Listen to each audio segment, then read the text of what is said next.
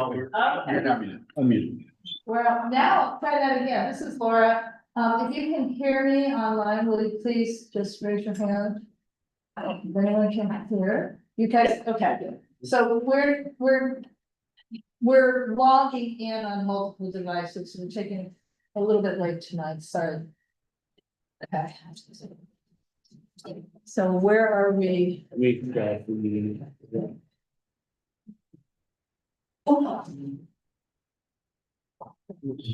So I need to make, I have it on the website. so Marco, Yeah. Marco, we have two Unnc presidents. No, this one's not gonna be logged in as Okay. Unnc president. Perfect. So should I log in as a Laura? No. I'm just gonna put Laura, so we're waiting. Okay. Great. And then I have to admit Laura, right? Yeah, give me 2 minutes. So we have 1, 2, 3, 4. We have 4 board members on.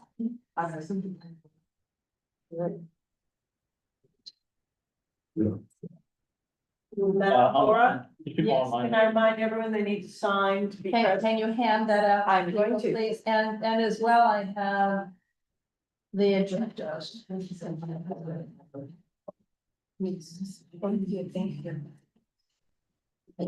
Oh, I have, you're handing out the agendas, but I have a waiver. I'm doing the waivers. Okay, where'd you get it? Oh, I have waivers. I have, okay, so add these waivers to the clipboard. Okay, Please. And I have agendas for everybody. And we are very late in starting. You want to see? Why'd you say? No, Laura, yes, I mean, then it's, there's something. Yes. Thank you.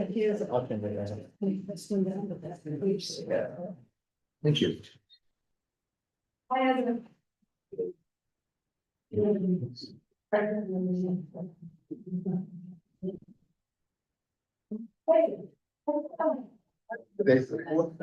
Yeah. Okay. Can you pass these down to the side?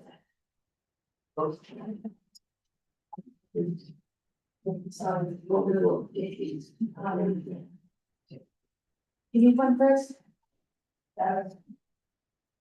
Which one is? The other agenda is around the table. I just, I'm sorry. Yeah, there's an email. We have one more agenda printed out? Yes. I'll share it, I'll share it. The agendas are on the table. You can walk to the table and get that. Oh, I thought one of this. Okay. And then Laura will be great.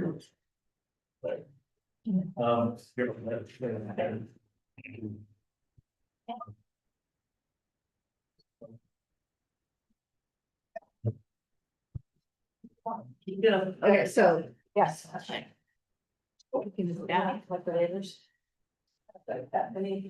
Not to you, we need it. Okay, how is this working? Who's sitting there? I'm sitting here. Yes.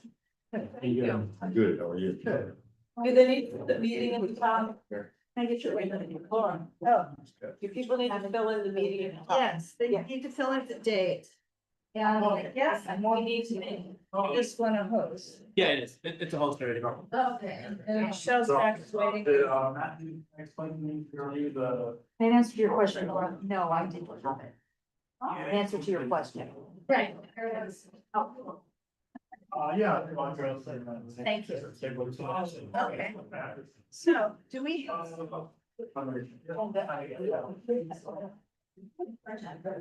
We can have a bigger, thing. Okay. Okay, so I'm gonna call this meeting to order, I believe.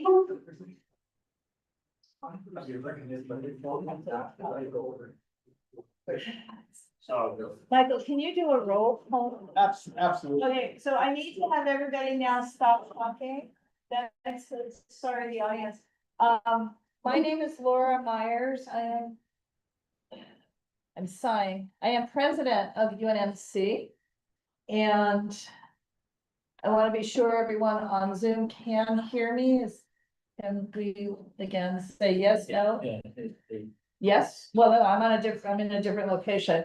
So We for can those, hear you. for those of us in the room, I see we're cluttered away from the owl. Maybe you should slide down to be closer to the owl. For those of us in the room, when you speak, say your name before you say whatever you're saying, because we have an AI transcript, but it just says UNC president. So when we get the transcript, we do not know who was speaking. If you're on Zoom, we will know who is speaking in the transcript. But if you're here in the room, just say, hi, this is Laura, and we will all forget. I'll be the forgetter in chief, sorry. But let's just try to do that. Also, there shouldn't be any crosstalk because the people attending via Zoom have a hard time hearing with the system. So unfortunately, unlike a regular kind of casual meeting, we can't do crosstalk. Okay, so we're gonna do roll call, and Michael, if you can call the roll. Absolutely. Candace. Here. Chris. I'm sorry. What did you say? I see you here, but you're muted. So I'll take that as a, we're here. Elizabeth. Here. Christina. I don't have it. Hunter is absent. Laura. Here. Joshua. Here. Show. Here. Paul. Edward. Here. Michelle. Here. I thought Grace is not. No, she said that. That's not.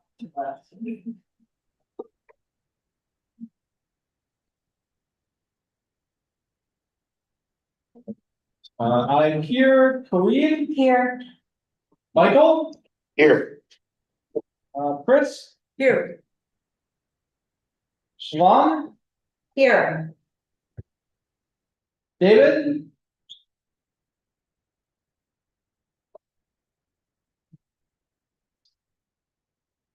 Marco.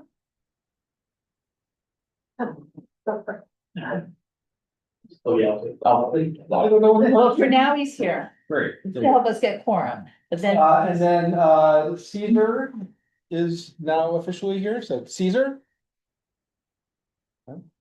And Hey. Kamala. Oh, all right. Present, yes. All right, and for Caesar, which is he, Caesar is a board member. I understand, which, Jefferson Park, Area 5, Region 5. Region 5, representative number 2. D. And then what about for Tamala? Area 1, number 2, not Grace's seat, but the other seat. Excellent. Sorry, I didn't hear, I don't know if you're calling my name, but Rabia Khan, I'm present. Yeah, you're not needing to be roll called quite yet. Okay, thank you, sorry. That's okay.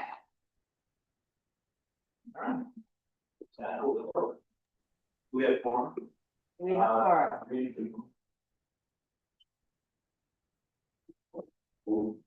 17. We definitely have quorum. We're well. 1, 2, 3, 4, 5, 6, 7, 8. So there's 8 of us in the room. And that means board members on Zoom may vote. So again, for those on Zoom, the city attorney has made a determination for governing, neighborhood council boards that meet hybrid. If you achieve a quorum in person, then the board members on Zoom may not vote. They still participate, obviously, but like everybody else, but they may not vote. I have shared the screen with our agenda. And again, can somebody who is on Zoom confirm that you can see the shared agenda? They can, okay. So we're gonna quickly go through. We did a call to order late, sorry. Roll call, board members voting status. I do not know if Caesar or Tamala were able to take their code of conduct or other training. because we won't get a report till tomorrow. So, I guess I will, after we share the screen, we'll ask that question. After we go through the agenda, we will ask that question. So quickly, I'm gonna go through this agenda. The first item is general public comments. So these are announcements, comments on anything not on the agenda tonight. Then we have government agency reports and comments. And then we get to appoint a new board member for Region 6, assuming you guys agree. We have funding requests. One is from the LA Korean Festival Foundation. The other is from ourselves, to approve spending up to $1,500 for outreach materials. We have a number of planning and zoning items tonight. So we're gonna try and get through them quickly because we still have other things after that. We have a number of community impact statements. And if we have time, we'll get another update from Caesar as to the project he is working on. But we do have to get to executive committee items, which we did not achieve getting to last month. Candace is leaving the main board table, but Oh, no, I'm just making space. I understand, but I'm going to tell you that we don't have an MER for August, so we don't need to do the MER tonight. Yeah, I know that. And, on that, we'll have a little bit of committee reports. And we'll talk about our coming calendar, and that will be that. So, is there any questions about the agenda? Hanging it up. Okay, are there any public comments of a general nature or announcements on items not on tonight's agenda? Chris Carlson. There have been in the last 2.5 weeks, several small arson fires set in the alley. It's a city open alley between Gramercy and Cimarron, between 24th and 25th Street. In both cases, the fire department was able to respond, although they had trouble even getting access to the alley because there had been a lot of dumping of all kinds of debris in the alley. I reached out to Jeff Camp and to Daniel Merrill and asked for an expedited cleaning as well as a thorough brushing out. There's deep dead material. The city did accomplish the physical trash and debris removal. So the alley is now passable for fire and other, use of the alley.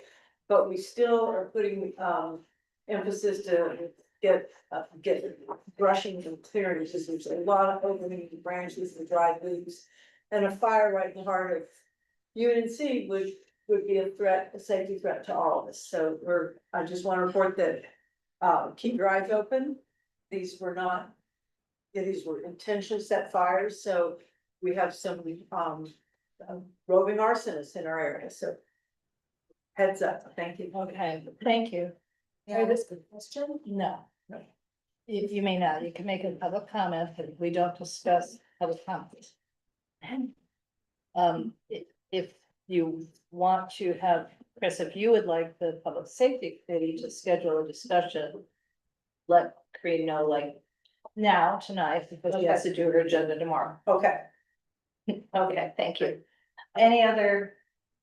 Comments? Yeah, so Elizabeth Benner on the environmental committee, and I just want to make a point that in the LA Times today, LACMA in its new development was covered as it, instead of native trees, we need shade, we need good native trees. They planted 77 palm trees. Now here in South LA, we love our palm trees, they're so beautiful, I love them. But when we're planting new, I think we can do better. Thank you. Any other public comments? I would like to make a comment. We had a wonderful time, UNC and the community, at the Labor Day weekend Jazz and Music Festival Under the Stars on 7th Avenue. And I want to thank each and every UNC board member who volunteered. So I'm gonna try and do this and not forget anybody. So Siobhan, Corinne, Michael, Elizabeth, Michael Soderstrom, his son came out to help unpack everything. Teresa Masonette, former board member. Maria Stelly, former board member. Candace Jackson, board member. Did I forget anybody? Anyway, we had a really good turnout of volunteers on Friday night and Saturday night. Corinne was a little by herself, but it worked out. And I'm bringing this up because later in this meeting, we will have a discussion about who's gonna person which event, all of which are on the same day, October 18th. But it was really fun. I thank everybody who came. And I know Siobhan came back fancy dressed after wearing her UNC shirt for a couple hours. And so, anyway, thank you very much. We had a good time. Any other? No. Okay. Then we're moving on to government agencies, reports and comments. So Council District 10, Danielle. Hello, everybody. I hope you can hear me. I have the air conditioner on, so. You're good. Good, thank you, because it's hot. My name is Danielle Merrill. I'm one of the 3 field deputies for UNC. I cover the northern half of UNC, which is the freeway up, and my colleagues, Elisa and Jeff, the south side. I've been serving with the council members since she was appointed, and then I rolled over from the previous administrations before that. So I've been serving CD10 since 2018. So just wanted to give a quick introduction for those that may not know me. I know I've been MIA vacationing last month. So general updates from our office. We always encourage everybody to continue to report to 311, either calling in, using the app or the website. I encourage everybody to create an account. That way your requests and your service numbers are automatically saved.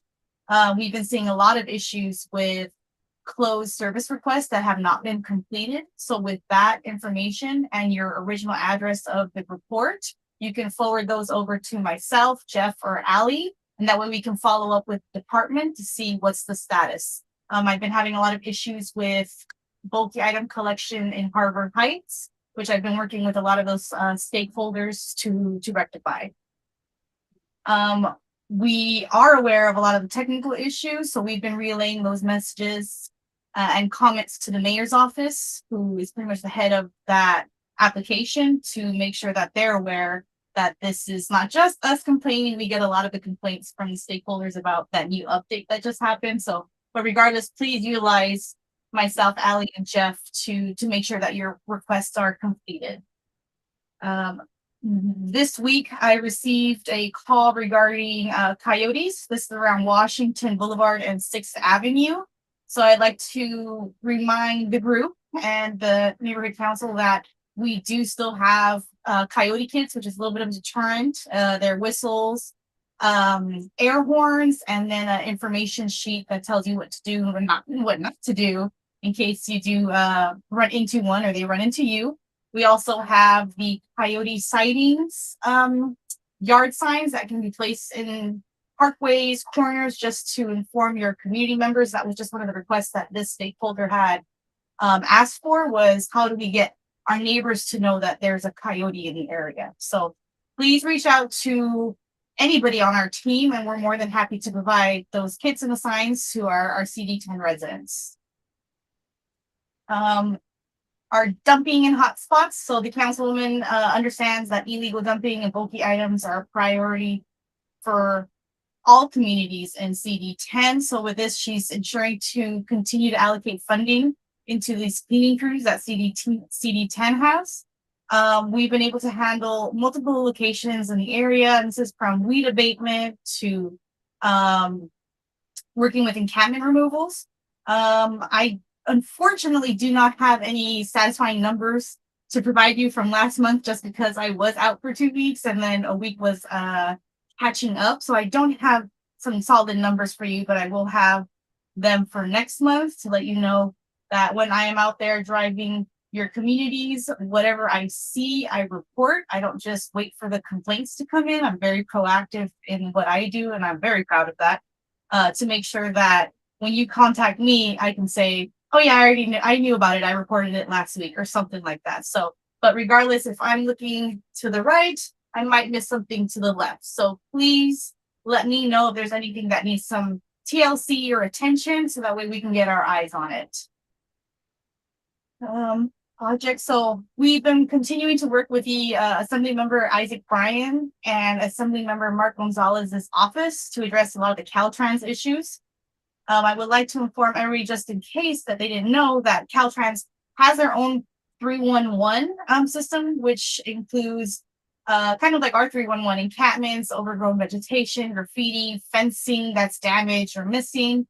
The website I have here is csr.dot.ca.gov.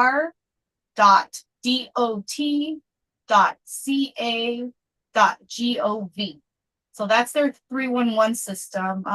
If you put in a request, you will see a confirmation number just like 311. And that can be sent to Jeff, Ali, or myself. Depending if you're on the north side or the south side, you can send it to either of us. We'll make sure we filter it to the right person. And that way we can ensure that we flag it for the assembly members' offices. And that way they can allocate resources to those locations. Update for that, actually, you may or may not see and hear them out tonight and tomorrow night. They're handling sweeping on the freeway in our area. I don't have exact locations, but they're going to be in the area. And they're also going to be removing graffiti on the sound walls. They didn't give us specifics as far as north side, south side. So please, if you see any commotion, you can let us know what areas they did cover, did not cover, so we can have that information, so we can ensure that we're relaying it to the assembly member's office for what was completed. I do have one event I'd like to bring up. We just finished our summer events, which were very busy. Our Movies in the Park series, and then we did a series of Splish Splash Days. So I hope those who did come out enjoyed it. Upcoming for this month, Councilwoman Hutt is bringing a senior swimming lessons to the pool at the Michelle and Barack Obama Sports Complex. These classes will be every Tuesday this month, starting next week on the 9th at 9:30 a.m. There's no need to sign up. You just bring your swim gear and you join on in. So that's my very general updates, unless somebody has something specific they like to bring up to me, to flag for me. Anybody? This is Laura speaking. Yeah. This is speaking. Just in our neighborhood, we live in Western Heights. I guess there seems to be an uptick in the graffiti on Gramercy, over by the Food for Less. Yeah. It just seems like it's gotten worse.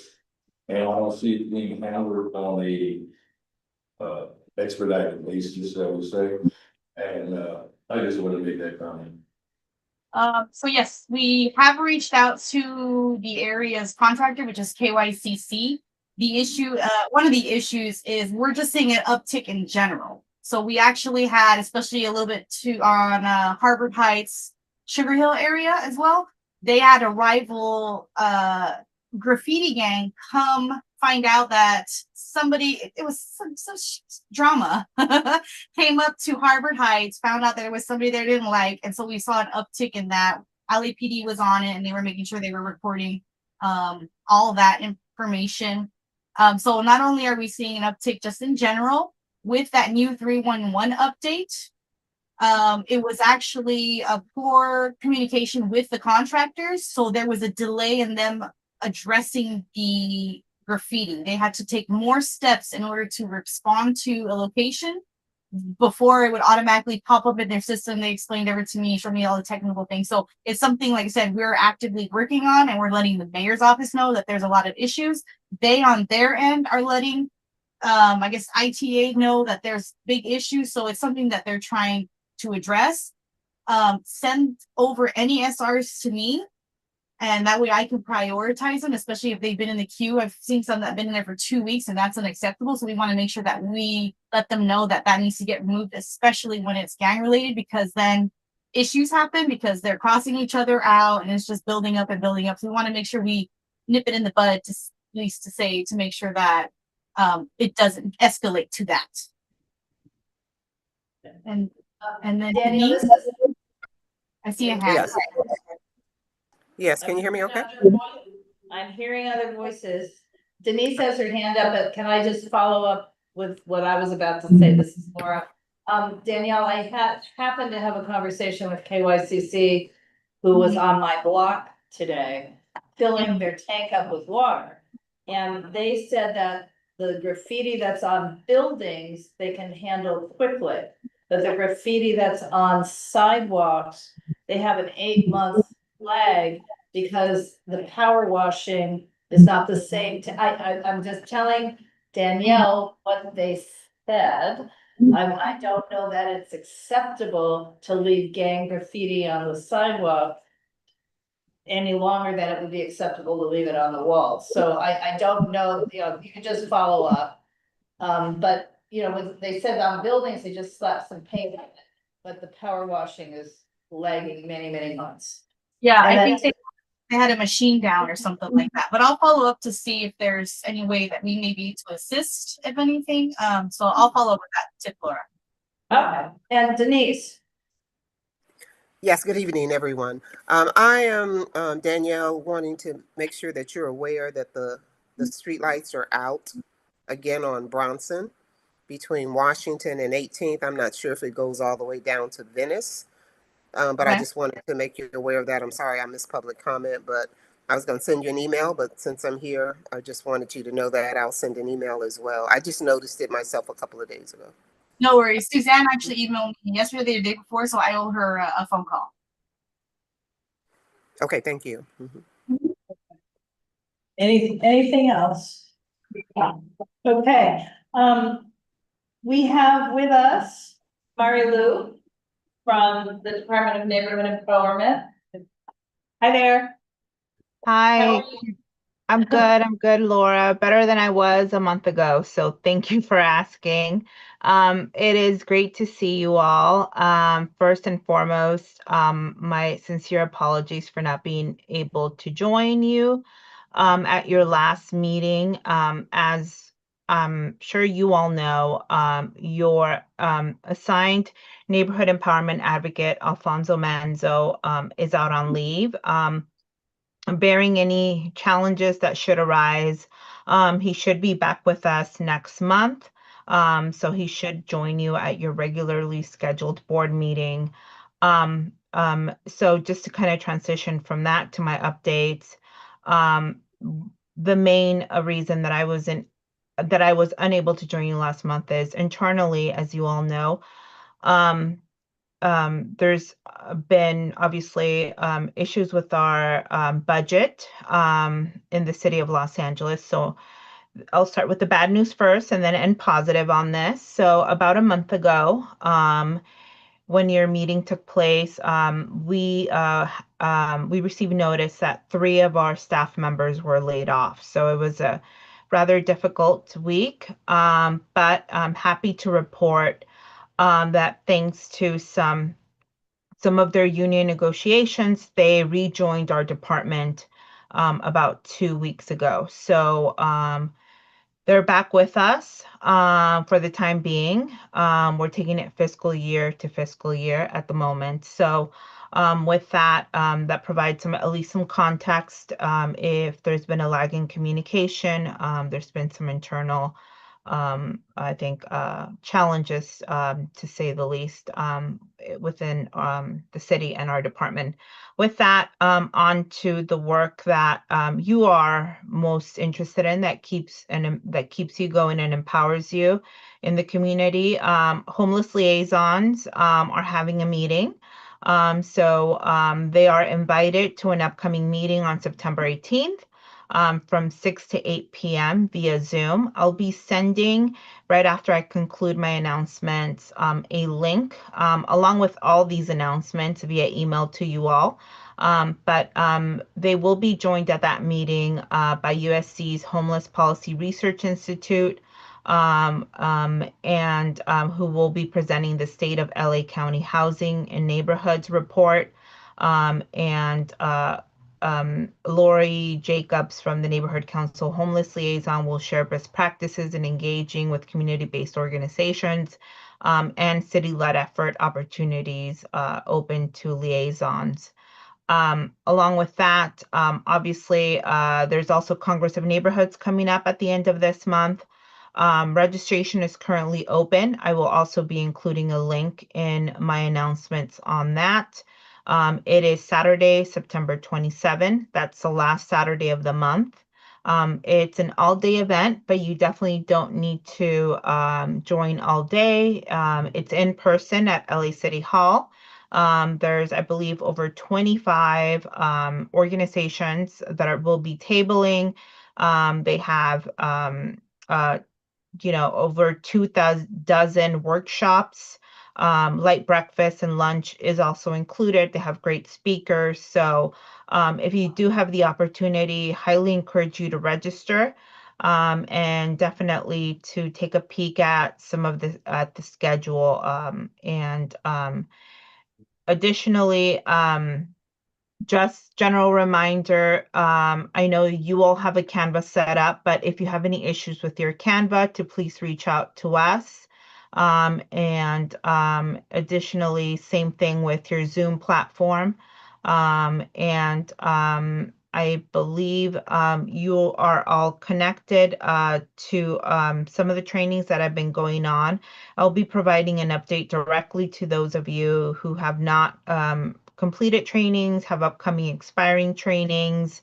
So I'll be doing one-on-one, and I'll be copying the chair on that to loop her in. Additionally, we have a CIS training that's happening simultaneously along with this meeting. So for many of you, if you joined the start of that community impact statement workshop that we offered tonight, and had to jump off, it is being recorded. There will be slides. So we will be sharing with you the materials. So as soon as I get access to those materials, I'll be passing them on to you. Our CIS workshop essentially covered best practices when it pertains to tracking legislation within the city, best practices on writing CISs in terms of the framework, what to include, the distinction between the different types of motions, ordinances, and policies, and gave a deep dive on the portal and the different dashboards that are available to track your CIS and also to see other CISs system-wide. So it's a very robust workshop. So I look forward to sharing the recording with you all. And if you haven't, just know that you can update your filers at any time for your community impact statements. Many neighborhood councils are currently doing that, and you can assign up to 5 filers, and they have to be board members. Along with that, I'll also include a link of the board manual, and also a link to the board bylaw amendment application. That is, applications are open. The application is open now through essentially April 1st of 2026. So plenty of time for neighborhood councils to review their bylaws, look at individual clauses that could be improved to reflect your operations. We have a template framework and guidance on recommended language that's been vetted by the city attorney. You can also connect with me and Alfonso upon his return with any questions that you may have. And you can definitely reach out to your assigned city attorney. I think I'll stop there in case there are any questions. And I'll send those and a couple of other announcements via email to you all. Are there any, this is Laura speaking, are there any questions? Teresa has her hand up. Go ahead. Ma'am, thank you very much, Laura, and thank you, Mary Lou. I'm a former board member whose term just ended, but before that, I advocated for the neighborhood council to support the neighborhood congress, and the board did approve, I think, $500. Last year, we also supported the neighborhood council, neighborhood congress, but we did not see our logo anywhere in that structure. So I'm just would like to point out that we hope that our logo is on some of the promotional materials. Thank you. Sure. And Madam Chair, can I respond to that comment? Absolutely. Okay. So thank you for that inquiry, well, for that comment, and I'll also take it as an inquiry. I'll work with Erica Gatica in our department. Alfonso's also a liaison, but obviously he's out. They are the liaisons that support Congress and the planning committee. So I will go ahead and send them an email. I can copy you, Laura, if you'd like. And just put that inquiry to the chair of the planning committee, who I believe is Daniel Perez, to get just, I know they have different levels of support. That obviously off the top of my head, I don't know what comes in terms of what exposure or, what qualifies you based on each level, promotional perks, for lack of a better word. But I'll inquire and keep Laura in the loop on that. Great, thank you very much. Sure, thank you, Teresa. And I, Laura, have one other question slash comment. The cornerstone is still difficult. What we're noticing now is for those of us who have to take training after, retraining after 2 years or after 4 years, however many, the trainings are not necessarily made available for existing board members. And so I'm not sure who to address that with. We have a couple of board members having difficulty. Sure. Anything Cornerstone related, look, Cornerstone can, maybe it's intuitive to some. It's not to a lot of us. I'll include myself. I have to take trainings on it as well. So with that said, if you're experiencing any challenges, I would say if you spend more than like 5 minutes trying to figure something out, send me an email. I can't go on the back end. So if it's something basic, I can probably help you troubleshoot, just based on my own kind of knowledge of the interface of the platform. If it's something that requires, back end access, then we will definitely put you in touch with members of our admin team and, if needed, personnel who oversees Cornerstone. I will be sending the announcements. That will be my email. Obviously, it's my first and last name separated by a period at LA City. But you can always, hang on to that email, send a reply, and I'll communicate, obviously, if you have expired trainings or if you haven't completed them, to kind of just touch base and figure out if you're having challenges. Yeah, noted feedback. Thank you. Anything else? Let's move on. Thank you. Thank you very much. Ethan, I know you're here. And I see Leslie who's got her hand up, but I don't know. Leslie, are you making a comment or are you telling me you're a government official?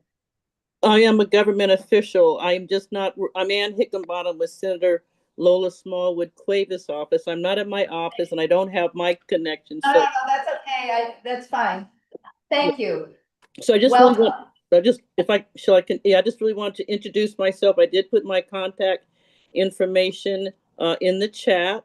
I've been on the senator's staff about 8 months, and I'm newly assigned to your neighborhood council, as well as about 4 others. West Adams, the Empowerment Congress West, South Robertson, and so forth.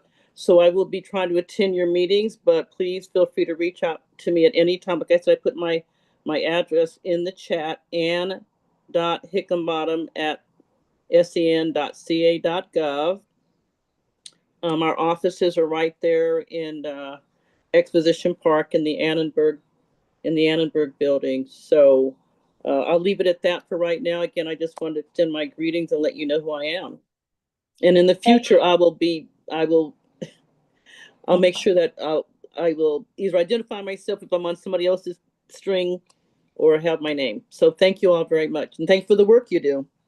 Thank you. Anne, may I ask you a question? I think the senator has a bill, or I don't know all the different nuances of the state senate, and she's advocating to declare a cultural district in South LA up to Adams Boulevard. Do you know the stat? Because that would include a chunk of UNC. Do you know the status of that? Yes, I do. Yes, I do.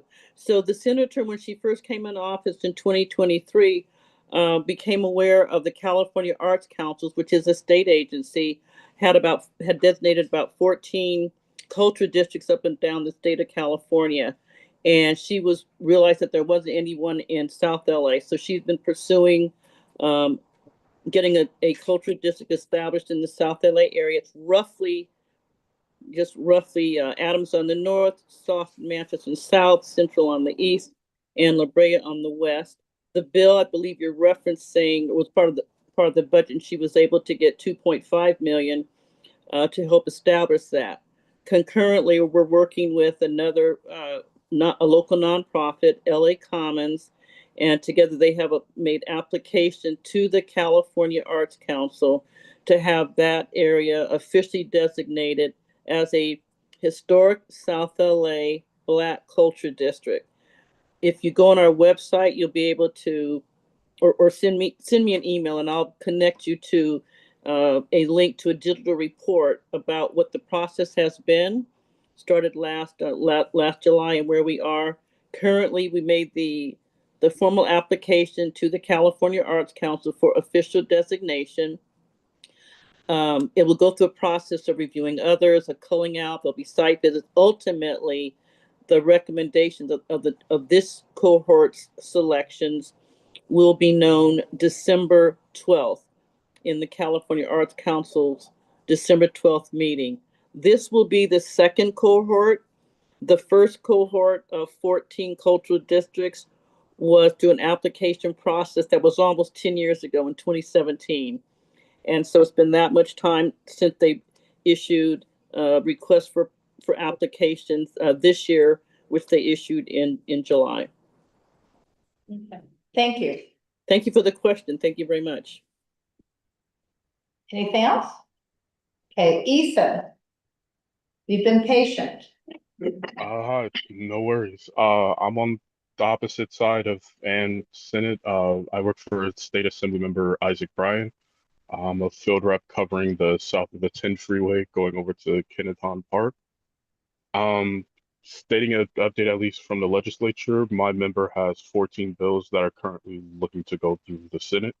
We would say look on track to at least get passed and go to the governor next.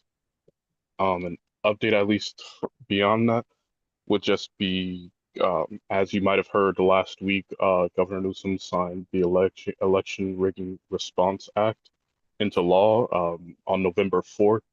That would be one you would look out for Proposition 50 that is going to be voted on at that time. Just this past week, our office also attended the Leimert Park Jazz Festival. We had a booth over there where the member also spoke as well. Previously, Danielle, I believe, mentioned Caltrans service requests. On the website that she mentioned, on there you would make requests for Caltrans to show up if you do see trash, encampments. You would contact city first, but also make Caltrans aware so that when they are showing up to move those encampments, they can also remove any trash, debris, or anything else that's in the area. Also reach out to, please make a CSR if there's damage to a fence, a wall, or you see issues on the freeway that Caltrans would need to address. The CSR is how they would be made aware and would be able to respond. If you know that there's a persistent one that they usually haven't addressed or haven't been able to get to, please feel free to reach out to me or our other field rep, Karen Caldron. I can leave my information in the chat for you to reach out to.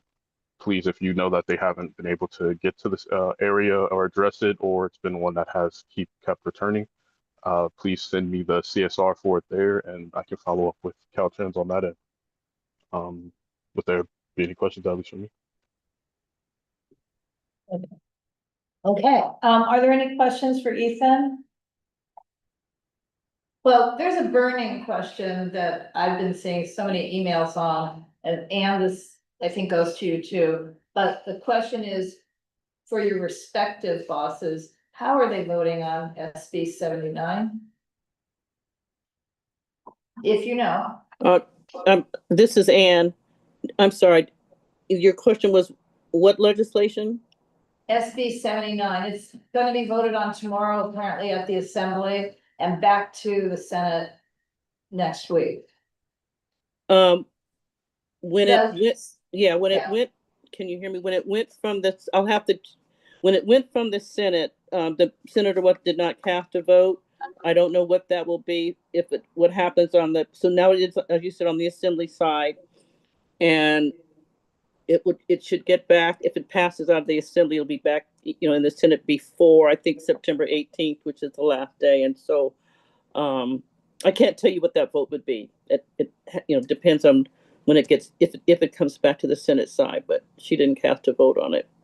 Right. And Ethan, do you happen to know? Because So on my member's side, he wasn't offered a moment or a chance to put a stance on the bill. They suspended a rule to move it past his chair committee. So there was never a vote for the Assembly member to have made for the bill at all.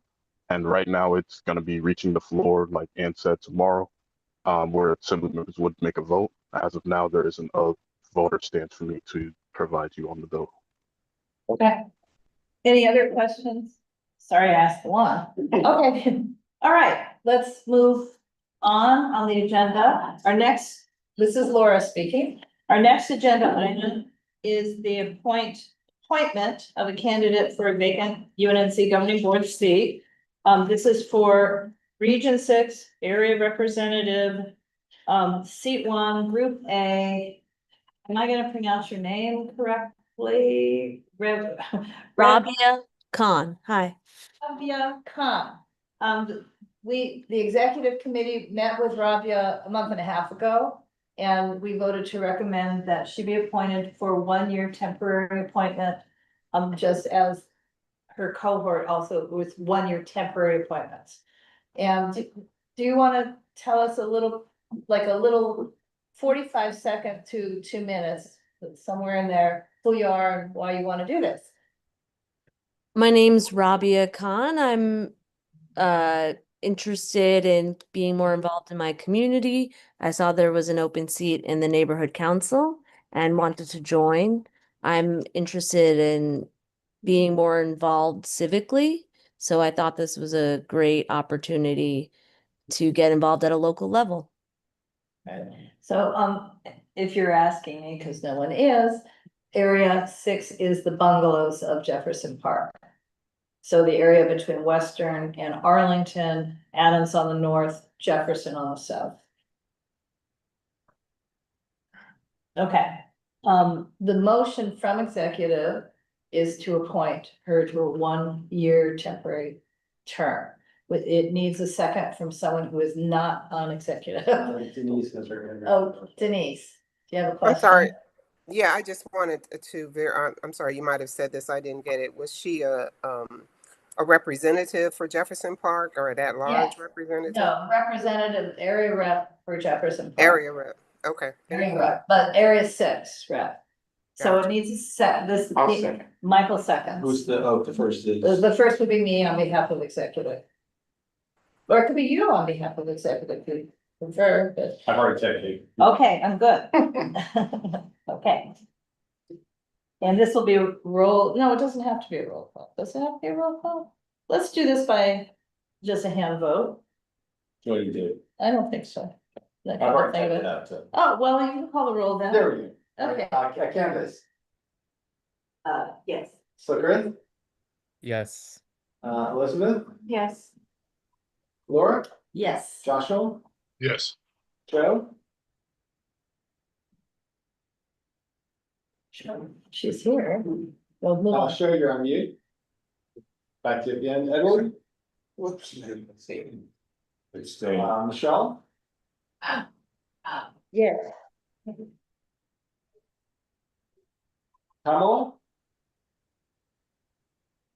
I have a question. I have not completed my training. Am I eligible to vote or just not on financial matters? Did you take the code of conduct? No, we just received it on Tuesday. Okay, I think let's abstain. Okay, thank you. Thank you. Abstain. I'm a yes. Green, Yes. Michael. Well, I second, I guess I have to say yes. Yes. Just switched out. I'm changing my little. Chris, Yes. Siobhan, Yes. Caesar.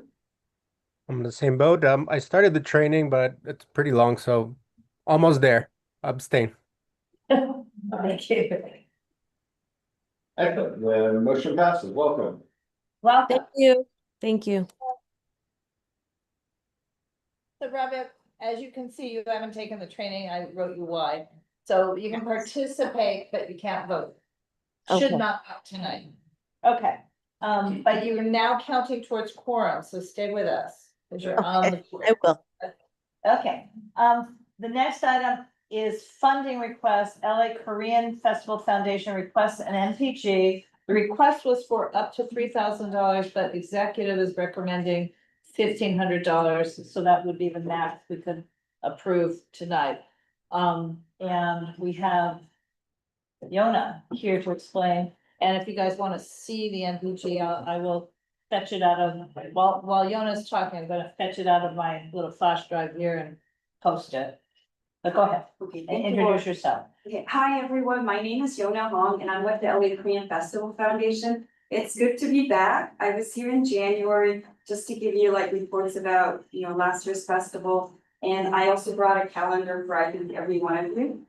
So this is a calendar and I don't know if you know. We're already in September. Yes, we're in September and today actually, if you look at this calendar, it's the International Taekwondo Day. I think you guys know that it became an official Olympic sport, so this calendar is kind of special in that way. But also, we actually put all the logos of all the sponsors and the back of the calendar from last year. There's your logos on there, as well as on our website and all of our promotional materials. But the request, so your logos right here. May I interrupt you for a second? Can those of you on Zoom hear Yona? Okay, great, okay. Yeah, I'm here because you guys were so wonderful in supporting us last year. And last year's event was great, but this year it's gonna be even greater. And this year's theme is Beyond Boundaries. Because our festival is for everyone. Doesn't matter how old you are, doesn't matter what race or gender or background or anything. We have something for everyone. And the most important thing is our festival is free to everyone. So nowadays, if you want to go to a concert, it's like $100 just to attend. And if you want to take a family of 5, that's like $500.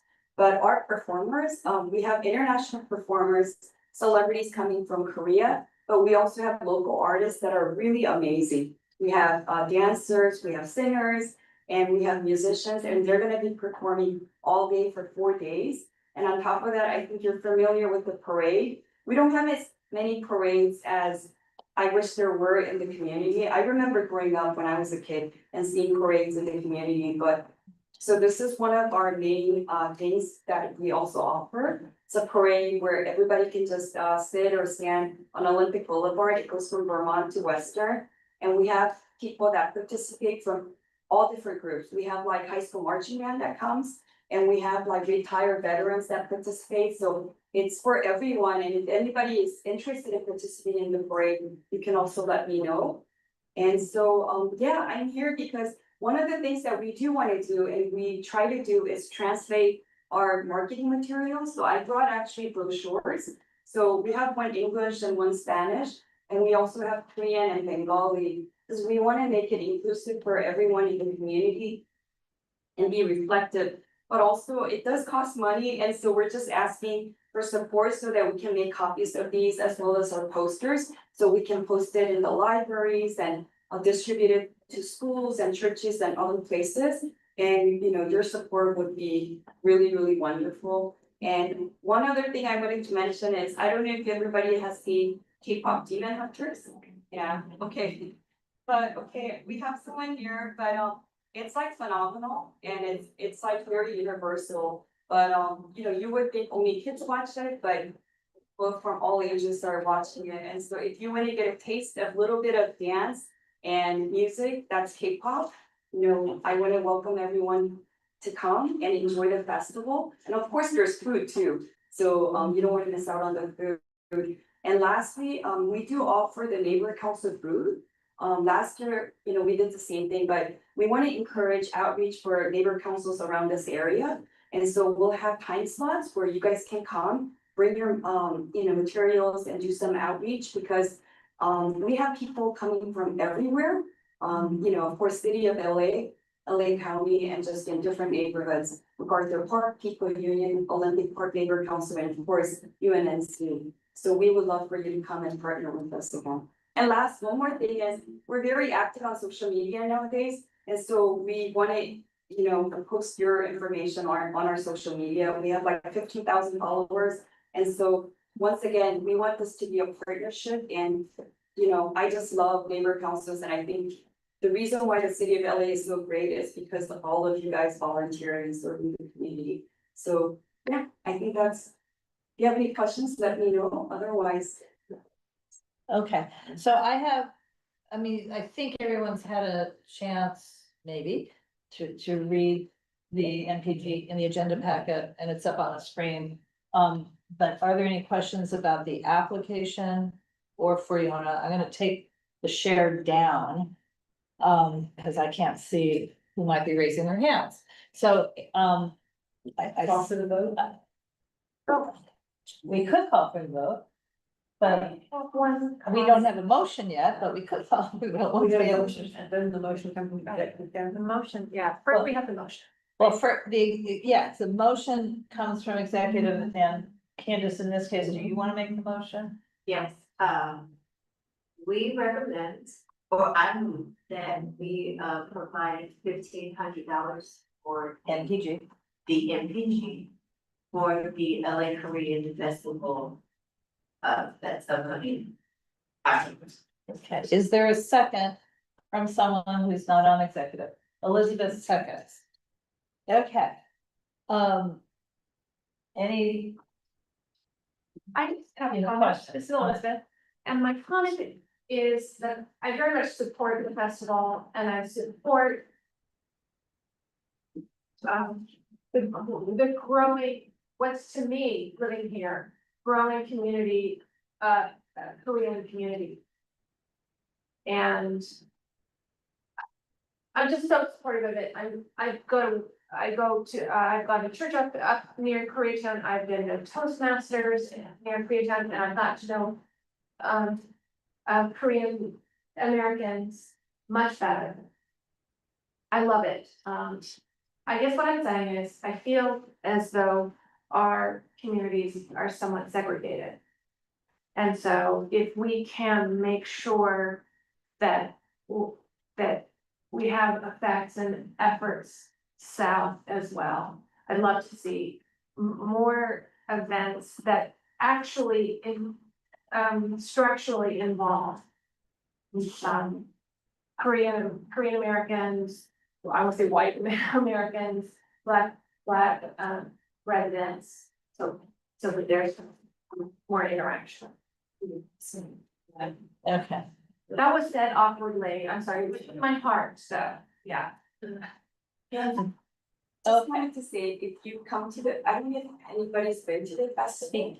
Okay. And say your name. Yeah, okay, once again, Yona, and I don't know if anybody has been to the festival, But I think because of the popularity of K-pop, K-drama and so on, I think when it started 52 years ago, because we've been around for 52 years, I think it was very monogamous homogenous, I'm sorry. Yeah, where mostly the participants were Koreans, and they wanted to keep their culture and heritage. But now it's so diverse, like even our K-pop dance contest, a lot of the dancers are just very diverse. Yeah, you see like, African American, Caucasian, Asian, Asian meaning not just Koreans, but Filipino, Chinese, Vietnamese, you name it. And it's just so popular that everybody is just coming together to really enjoy it. And I think, I don't know if you know BTS, but if you look at the army, like it's not just one ethnic group. It's like people from all walks of life and all ages. And I just recently read an article about, there's a group called BTS Silver, and it's basically senior citizens that are army fans. And so I thought that was kind of interesting. So please come and check it out for yourself. And I think also, I think that's where also you come in, because you could be the voice. And one of the things that I did ask in the past, and I want to ask again, is if local churches or schools or anyone that could come and enjoy, this festival, then we ask you to, kind of get the word out there. And, I can't emphasize enough, like, if you have to pay for a concert like this, it's gonna cost a lot of money, but we were able to get funding and do everything so that it's free. And we want to keep it free to the public. So people who are from underprivileged backgrounds, they can come and really enjoy this. And I think you could help us get the word out there. Okay. So I don't think I can call the question, but I would like us to take the vote unless anybody. Okay, Excellent. So we have a motion from Candace, second Elizabeth, we'll roll, Candace, yes. so Chris, Yes. Elizabeth, Yes. Laura, Yes. Joshua, Yes. Joe, Move on. Yes. Edward, Yes. Michelle, There's a name that sounds like my name or something, and it's one name or two names before you call my name. And I keep. We only have one Michelle on the board. So there may be. Michelle, yes, but only one Michelle would be called for her vote. Then we have two Joe. Michelles in the room, but one Michelle who's a board member. Okay, so I'm voting yes. Thank you. all right, Edward. Oh, I've already called you, sorry. I'm yes, sorry, Tamala, you are abstaining. Kareem, Yes. Michael? Yes. Chris? Yes. Siobhan? Yes. David? I'm sorry, David's absent. Caesar is also abstaining, and Mark Miller. Excellent. Okay, Denise has her hand up. Yeah, I'm not sure if I can ask a question. Thank you for calling on me, Laura. It's been a minute since I've attended a board meeting, so I do apologize for my lack of knowledge. But I'm seeing that there are board members that apparently don't have to be in person, but Correct. they don't have to be on camera either. I mean, They should be on camera. All my board members are. Yeah, no, they should be, board members should be on camera for this meeting. Okay. Did I see that there are some board members that are not on camera right now, or is that? We have one of the board members who's not on camera is ill but present, and I understand why she might not want to be on camera. Okay, thank you for that. And I'll and I'm not going to comment any further other than to say, yes, you are correct. And that's in fact state law, that if you're an elected official attending virtually on a meeting, you're supposed to be on camera. But let's move on. Okay, thank you for the explanation. I appreciate it. Okay, UNNC, next funding item is UNNC outreach materials, including table and booth support. So the executive committee recommends approval of a combined expenditures of up to $1,500 for printed materials, including flyers, promotional giveaway items, and items needed to better present our booth at events. For example, lighting for our booth. So this would be a catch-all $1,500 thing. So that's the motion from executive. Need a second, and then we can have discussion. Well, second. Siobhan seconds. If there is any. So basically, you know, we have a lot of outreach events. We needed flyers, we needed lights. Hunter and I went to do it, and this is Siobhan, Hunter and I went to do an inventory of what was in the storage unit, and it was a bit sad. So, yeah, just go. Only a bit. A little sad. So, No, it's a good thing. We Yeah. handed things Yeah, out. we handed It was a things good out. things out. So this is just to replenish the stock. Right. And to light up the booth, because Yeah. not all events are during the day. Oh, I know, call for the vote. Yeah, if you guys call for the vote, we can vote. Call for the vote. All right, so, Okay. switch it up. Marco. Oh, Marco's absent. Okay,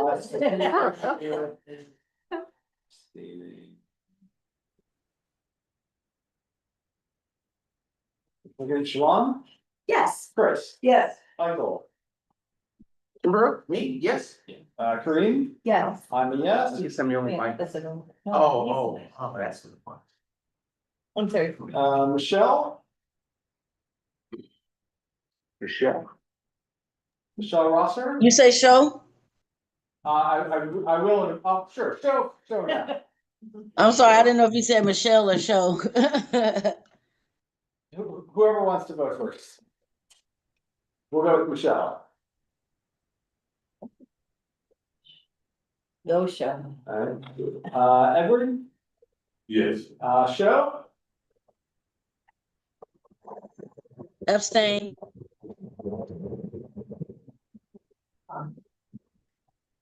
Joshua, Yes, and just to note, those two names sound similar via Zoom. That's what their confusion's being. I will try to speak more towards the owl.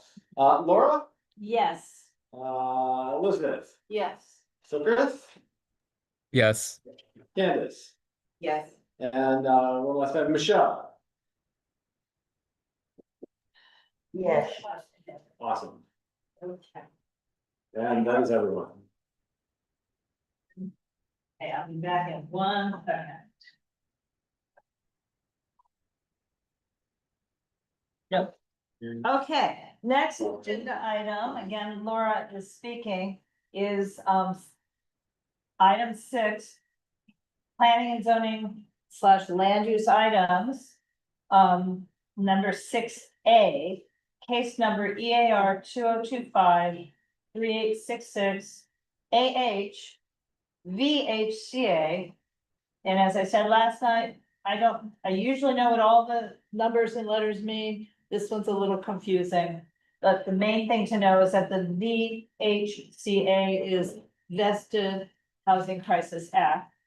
And this involves a parcel at 1638, 1640 South Bronson Avenue.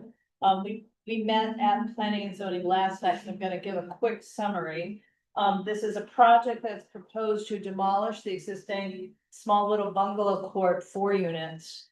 And obviously tenants lose their housing and be replaced by a 5-story building that is technically all affordable units, but it's at the income level of $85,000 or so, you know, for family.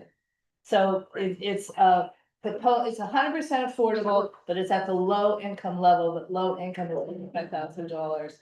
And our median income in the area is far lower than that.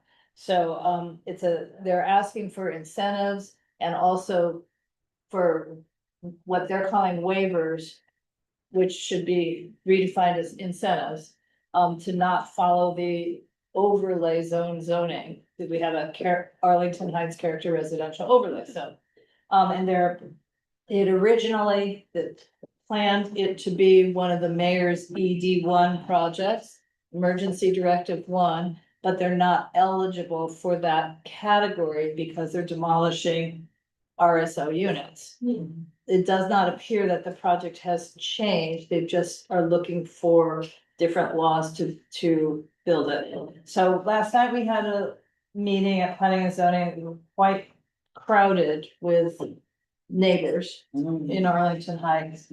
And they explained that at the even now, before it's built, Bronson Avenue, which this is the area between Venice and Washington, it's by Johnny Cochran Middle School. The project at 1638 Bronson, would be on the corner of what used to be 17th Street, but it's now called Johnny Cochran Way, so it's right across the street from the school. So they explained that at the moment, Bronson is inundated with traffic, cut through traffic, also school created traffic. I mean, and depending on the year or the timing, there's also after school activities. There used to be soccer leagues, not at the moment, but it's just inundated with traffic.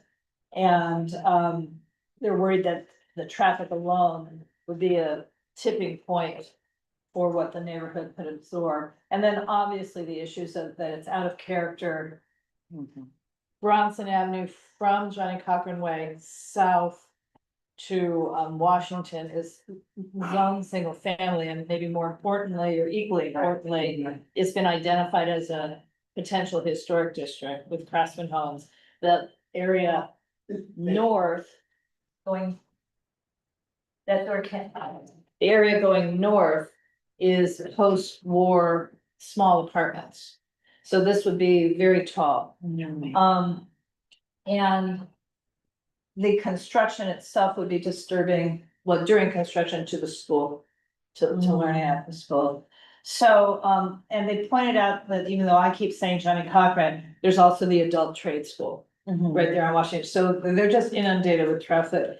And there's a lot of legal reasons from a zoning point of view why this project doesn't meet the standards, even of the state, some of the state laws.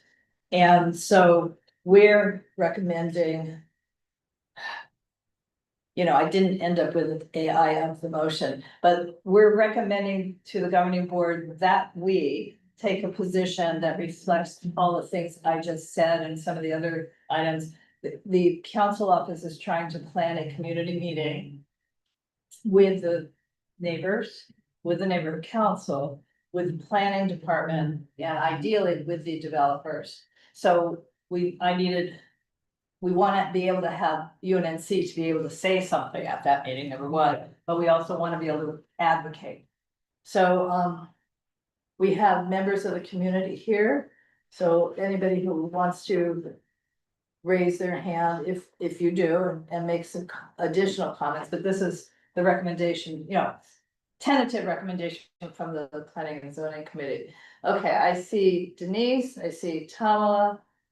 I'm gonna ask Denise first, then Tamala, and then if anybody else who's from the neighborhood wants to speak, that's fine. But Denise. Thank you, Laura. And yes, I agree with all of the items that you cited. I think it's important that we make sure that we're focusing on some of the violations that have occurred with this particular development. One, that it was vetted without the proper paperwork being submitted. And I'm understanding that because it's vetted, even though the proper paperwork wasn't submitted, that we have no recourse. There's several conflicting stories that we have between Hakeem, the planning deputy in the council office, and your interpretation of the rules and the laws. So once we do meet with them, I want to ensure that we are addressing those conflicts and we can determine which one is really true as it pertains to this AB 2334 or whatever it is. I also like the fact that you pointed out that they started with ED1 and they moved it over to 2334. So there's just a lot of issues with this development. And I want us to be able to highlight those inconsistencies and the conflict so that we can attack it from a legal standpoint and from the way that the law is written, right? So that's just all, and I know you'll do that. I know that you're attempting to do that. I appreciate you, the Planning and Zoning Committee, taking this up and bringing it to the governing board. It is your recommendation to write a letter and to once again encourage. I know we've had verbal discussions or emails with Heather, Councilwoman Heather Hutt's office. Is the board's position tonight to vote on a letter? What is the action right now that the board is taking? If you could explain that as well. Thank you. Well, Denise, we don't yet have a letter, obviously, so we're not voting on a specific letter, but we just had the big meeting last night. And theoretically, there's gonna be a bigger meeting, we hope, with the community and the planning department where we could be asking questions. So I don't think we're gonna write a letter other than encouraging the planning department to get its act together and have one straight story, because Hakeem is getting stories that are different than what I'm hearing from the planning department as well. I mean, it's problematic. This whole thing is problematic. So if we have to vote on a letter, that an actual letter will be later, but the idea here An outline. is that this is The issues. this is the outline of the issues. And we wanna move forward on this, because this is gonna require some advocacy. Right. And not just a single letter. And to follow up just a little bit more, because we do have a disconnect with, we meaning some of us who pay attention to planning and zoning and the planning department. The problem here are our CPIOs, whether it's the Arlington Heights Character Residential Overlay or the Washington Boulevard CPIO or the Angeles Vista Character Residential Overlay or any of the other hundreds now of CPIOs all over the city. Arlington Heights was the first. The South LA was the second, but planning department is using this thing called the CPIO, Community Plan Implementation Ordinance. They're using it all over the city. And then they're saying it's not real. But it's tagged on to the zoning. They're putting their teeth in. Let's forget, they aren't putting teeth in it. It's just that the policy people who are writing these ordinances are not the case processing people who are making the day-to-day decisions on projects. And the case processing people making the day-to-day decisions are basically looking at these CPIOs as fluff, as, gosh, if you feel like it. These are the guidelines. And when you look on the Zemus map, the zoning says something is R2 dash whatever dash CPIO. So that means it's part of the zoning. And the California Supreme Court has ruled a year ago, January, that even with the state law Housing Crisis Act, which says cities can't be just making decisions because they don't like something, right? They have to have objective reasons and they have to, by and large, for the most part, approve housing projects. That we are in a housing crisis. I think we all agree with that. But the Supreme Court said, unless the project is not consistent with the zoning, if a project is not consistent with zoning, then a city may, if it chooses, not approve it. It doesn't have to not approve it, it can approve it. And our city attorney has simply not told our planners, or for that matter, the city council, what the Supreme Court ruled. And it ruled it in a case that involved the city of Los Angeles, not us, a different part of the city, but that ruling came on a case that our city attorney, I don't mean Heidi, I mean the land use section of the city attorney's office took all the way to the California Supreme Court thinking they were gonna win, and they lost. So, so that's my opinion, Denise. Well, that sounds like something you can prove with that case law. Yeah. And that we should bring to the table. So we Yeah. can talk more about it. I don't want to take up any Right. more time in your meeting, Right. but I think we agree on that, and anything that you need from me to help pull together whatever documentation we need to take to this Right. meeting when it happens, I'm more than happy to help. So Yeah, and thank you very much, Denise, for advocating. Doing a really good job of advocating among your neighbors and with the council office to create that meeting. Because, you know, Who's got the CPI in this case? Is it Carl?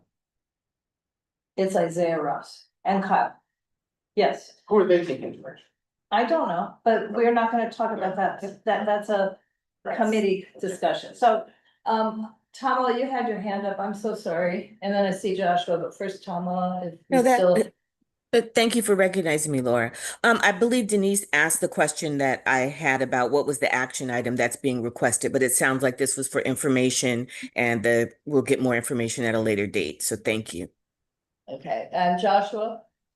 Yeah, just quick question. When you're mentioning, I'm trying to do the research as well to get up to speed. The Supreme Court ruling, you said that the city may, in its discretion, decide to approve the plan. I mean, is this like a conditional use permit, a special use permit? Like, So it's the other way around. The city, for a couple of years now, the city attorney has been advising the planning commission and city council that no matter how bad they think a project is, they are required to approve it because of this legislation called the Housing Crisis Act. And what the Supreme Court ruled was, no, if a project is inconsistent with the actual zoning, then they don't have to. So most projects are not inconsistent with the zoning. Yeah, okay, that's what I thought I understood. Thanks for clarifying. Appreciate it. So, and it doesn't require, so anyway, the motion from the Planning and Zoning Committee, which was rather vague, was, Michael had to ask, what is it that you want? But the motion was to ask the governing board to approve that, we can advocate at this community meeting with the planning department to reflect the traffic issues, the out of character with the neighborhood, the inconsistency, incompatibility with the CPIO, and the noise of construction needs to be considered, et cetera. That was a And it's motion, but I don't. it's replacing multi-unit housing, right? It's replacing a small, naturally occurring RSO affordable complex. That was me. Yeah, I need a You second. second? Chris seconds. So the letter's a bullet point layout. It's a bullet point layout, and yeah, that's another one of the issues. It's not just that they're demolishing the units, but the replacement housing, they don't have anything within the envelope of the design for the 35 new units. They don't have 4 units that are the size of what's being demolished. So that is a state law, they're supposed to create proper replacement housing. The likelihood of the same families being able to occupy some years down the road seems low, but they're supposed to build replacement units that are akin. So, all right. Any other? Off the vote? Okay. Candace? Yes. Sir Chris? Yes. Elizabeth? Yes. Nora? Yes. Joshua? Yes. Cheryl? Okay. Edward? Yes. Michelle Rosser? No. I'm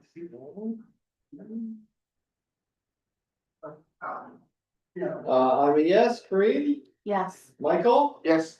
Chris? Yes. Siobhan? Yes. And Show?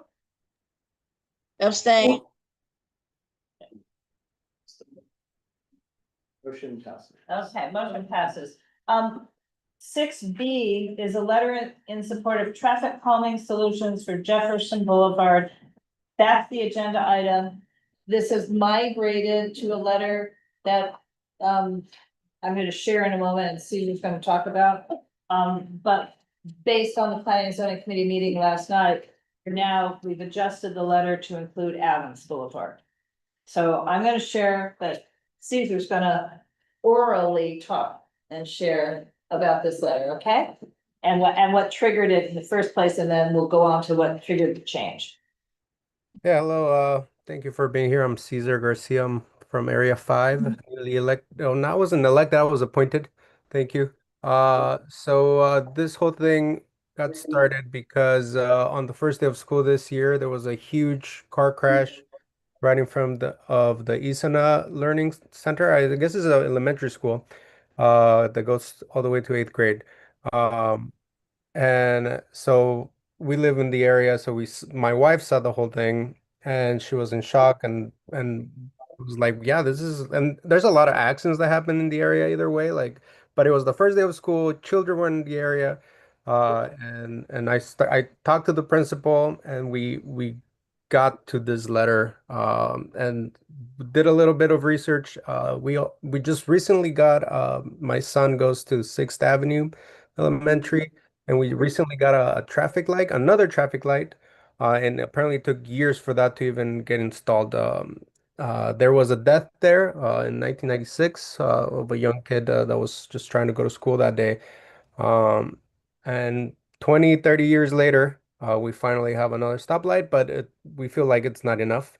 And this is why we have this letter now. We proposed a couple things, and last night's meeting. Uh, Talked about Adams as well, which has a lot of problems too. Okay, so I'm gonna scroll quickly through this letter because it is 8:30 already. But basically, the background is that children traveling to and from school is a paramount concern. It's not the only concern. But that it's been a very lengthy period of time of concern. And as Caesar said, I'm summarizing, there was a severe crash on the first day of school. And similarly, on the Adams Boulevard corridor, all the way from Western to Crenshaw, it's always a crisis. In particular, at 10th, Edge Hill and Adams, the stretch from there to Crenshaw, the intersection of 10th and Edge Hill itself. And we didn't talk about it last night, but also at 13th, there's accident after accident after accident. This history goes back more than 100 years of terrible accidents in that location. It's a hill. And it's like people race. I mean, there's fatalities. Donna Jones's brother was killed at that intersection. Oh, man. Yeah. So we've adjusted our letter. And so you may have read a different version of this letter in the agenda packet, but we've added some Adams Boulevard at the request of the council office. So the council office is going to be meeting, has already started meeting with LADOT to see how to solve the problems. The community impact is of how it is right now, that high speeds and reckless driving patterns endanger pedestrians despite signals. The current measures. Or are we running out of pages? The current measures are not working. There's just too many accidents. So we're suggesting, but we're going to take their suggestions too. Installation of highly visible crosswalks that should be plural with flashing beacons near the schools, both corridors. Placement of bollards at key locations to help shield pedestrians from some of these vehicles. Installation of speed humps or cushions on the non-major thoroughfares to calm traffic, reduce speeding. Installation of speed tables. It was explained to what they are, I don't know. On major thoroughfares like Adams and Jefferson. Enhanced and highly visible signage. Increased law enforcement during school drop-off and pickup. Redesign the right turn when going east on Adams onto Edge Hill Drive to make it more pedestrian friendly, because it's really hard for pedestrians there. Can I see a little typo there? Edge Hill's one word. And in the long term, this is the letter. We urge a commitment to a complete street design that prioritizes safety of the pedestrians and cyclists on these corridors, and that includes, we're recommending this, a road diet for this stretch of Jefferson Boulevard. reducing it from 2 lanes to 1 in each direction by allocating space for dedicated, bike or bus lanes. So, and that's the letter and our current recommendations. That is not the city's recommendations. They may come up with different ideas, but this is our letter. And it is the principal of the school where the most recent accident was also engaged in helping draft this letter. So I'm gonna stop the share. Teresa has her hand up. Thank you, Laura. There was no discussion about Adams and Western. I'd like to change that. You can push it back to maybe Arlington because Prescott is there. Or maybe to 7th, but there was no discussion about Adams and Western. We know where the accidents are happening in this area, and it's at 10th, and it's down that hill at Montclair and all along that space. So if you could remove Western, that would be great. Thank you. And is it okay to change it to Arlington? Because there was discussion last night of Arlington and again, coming up the hill. You can't Yes, Arlington is fine. Plus there's a school there and there's a lot of safety, necessary around schools. And 2 schools, and yeah. Caesar, is that okay with you? Yeah, that's fine, definitely. Okay. Yeah, I didn't know where to put the the marker. No, it's fine. I'm just saying, let's collaborate. Yeah. Arlington's fine with me. That's fine. Also, I was thinking, I think we addressed the letter to Heather Hutt, and I was thinking we can address it to all the city departments like LAPD, LADOT, and of course City Council. I forget. I think I sent you the last edit with that recommendation. I don't know if we put it on this one.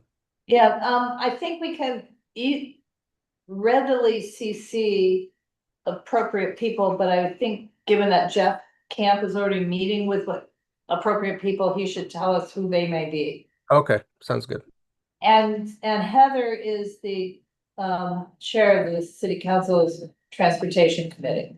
So we don't need to find a second person from the council, because she is that. So. Thank you so much. Any other, Elizabeth? Yeah, so I got a parking ticket recently and it was $73 because I forgot to put the little thing. Yeah, the little that button I have have. to do with this? No, it is because I feel like that's a poor tax. Like people who have to park on the street are not people who have driveways, right? Or who live in.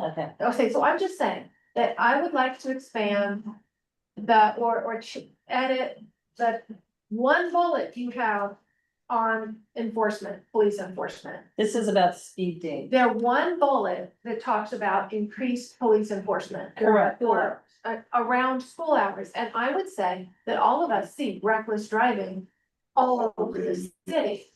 And so we taxpayers are paying for all the traffic softening and all the barriers and stuff. When I think the speeding, we wouldn't have this if people had to pay for their reckless driving.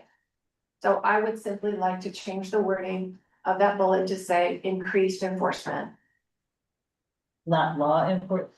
Increasement enforcement of speed, and recklessness and the traffic laws. Because seriously, this morning, this was them through 2 stops. I'm not sure that we didn't just say that. Okay. I think that's what it said. You got it. But I'm not sure, but I'll send you the letter, you'll figure out how you want to edit it. No, Sure. But I agree with what she's saying. The enforcement issue is a problem on every aspect of what we're dealing with here. We got all these laws, we got all these. Ed is speaking. Yes, Ed is speaking. And I think that she made a very good point in terms of enforcement. I mean, you can have all these barriers of people going around them, who cares? You can have all these, I mean, people, they do circles on your little humps. Who cares? It's not all, if nobody's enforcing any of this, none of it matters. Well, Michael told us a story of enforcement last night. I sure did. Cause he broke one one of those laws, and he did get a ticket at 10th and 25th. One I just lost from my house. Oh, yeah, there'll be people who live in the neighborhood. I'm talking about the people, well, same thing would be the tickets for parking in front of your house, you know. Mad? Or, I mean, you were mad, but are you mad? Theoretically, he should not have stopped me. It was a rolling stop in a clear intersection in 3 directions. But because of the neighborhood saying that people were blowing through the intersection, I was made an example of. So I intend to at least voice my opinion, Right. when the time comes. But I think in general, we all know that whatever a law is, there will be violators. And that would seem to me that it would help if we had increased ticket giving, but not parking ticket giving. No, which is that was relevant fine, that was to- fine. I. Yeah. I Yeah, would lower the personally like to price. see more cameras. Well, we did try to, yeah, we tried to do cameras. Yes. That didn't work. Works in the city. Yeah, anyway, do we like the letter? I know, I mean, I saw a few typos. Accept the letter. Yeah, Yeah. does somebody wanna make a motion to? I move, so you accept the letter is I read. second. Okay. Moved by Chris, seconded by Kareem, to, with a few exceptions, we will modify. And we will need Caesar will need the vote count, because that's one of the blanks in the letters. How many people voted how, what way? Okay. Great. Candace, Yes. so Chris, This is great, yes. Elizabeth, Yeah. Laura, Yes. Joshua, Yes. Show. Okay.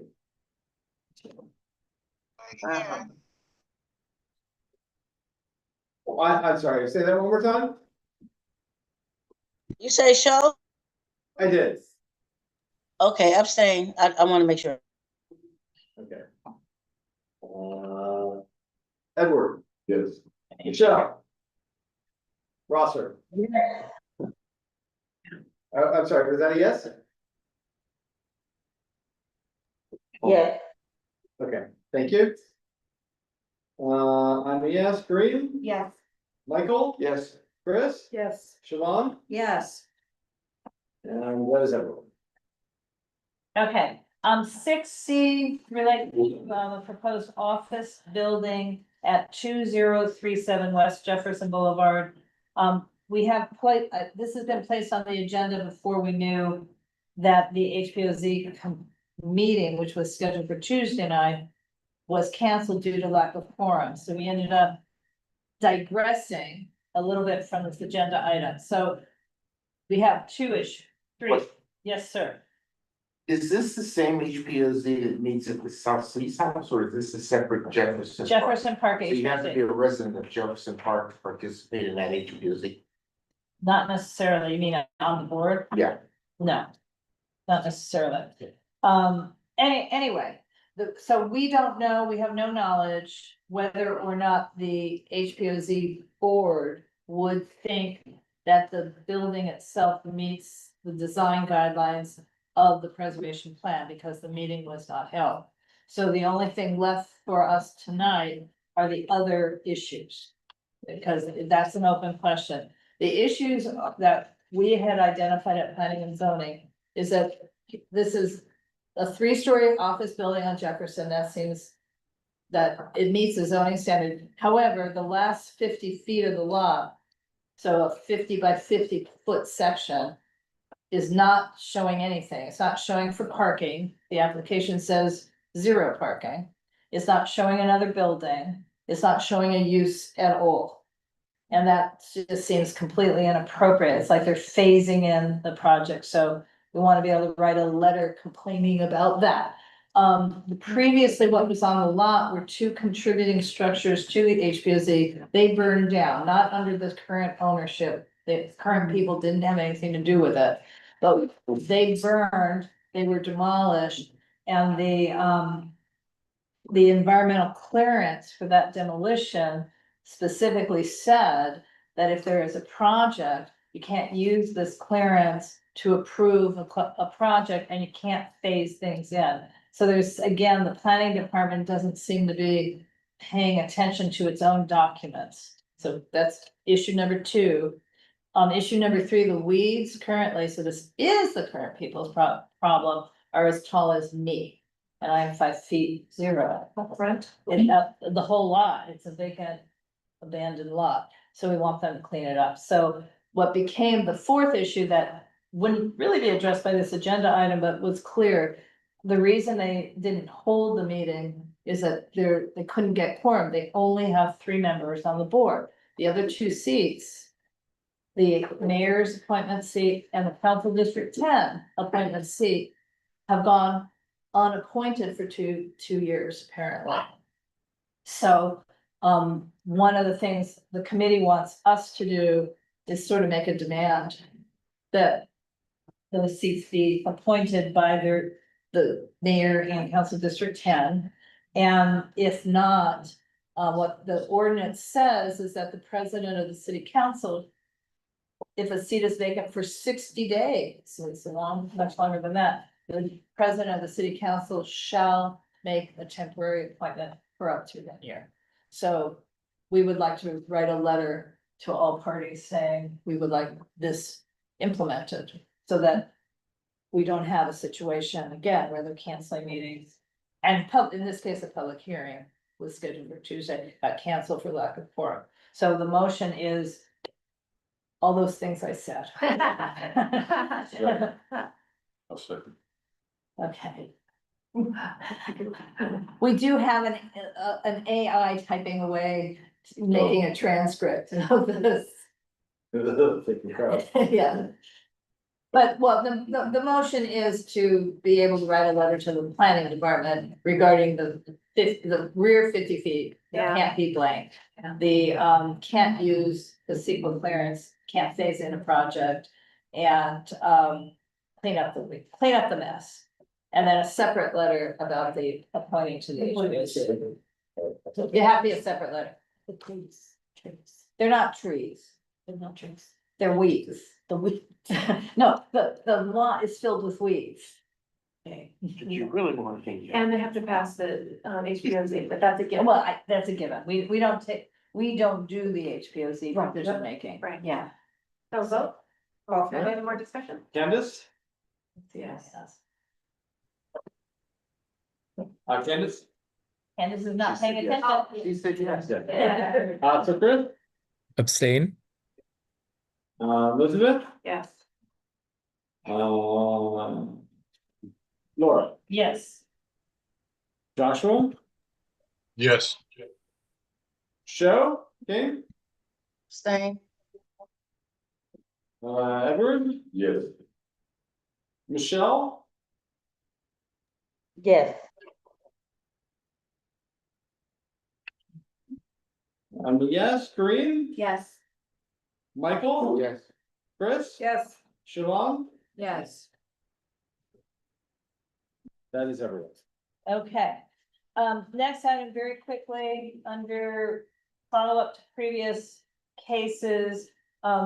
We've been following a case at 3812 West Adams, which is a proposed 81 project plunked in the middle of the the scenic highway, character and historic scenic highway.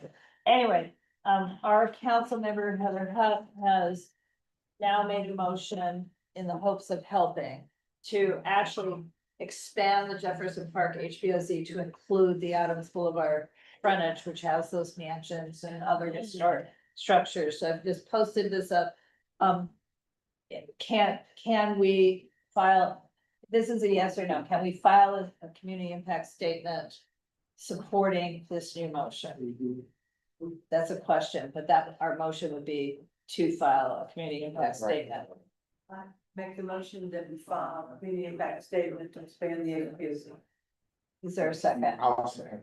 Michael seconds. Michael Kimbrough seconds. Chris first is. Okay.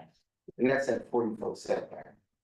Well, it would, if the HPOZ is expanded, then the 40-foot building line would follow because you couldn't avoid it. But it's also, again, it's a designated scenic highway. It's Right. in the city's Okay. There master was a big plan. debate when the HPSD was proposed and voted on, and the Yeah. request was to have it all included. So it just happens to be another one of those situations where the policy side of the planning department put something in place and the case processing side of the department says, oh, no, it's not really real. So this would make it more real. Well, what I was thinking is what happened maybe 2 years ago. Remember, we had some homeowners put the fence up near the bus stop. Yeah, now they've taken them down. We've taken it down, but so does the resolution have any teeth retroactively? Or is it only from when it's starting? Well, you know, I mean, there's all kinds of state issues involved in all of this, but right now it's just, do we support Right. the motion? Right. Can we do, we support the motion, and if that's all it is. Ready? Vote. Candace? Yeah. So Chris? Yes. Elizabeth? Yes. Laura? Yes. Joshua? Yes. Joe?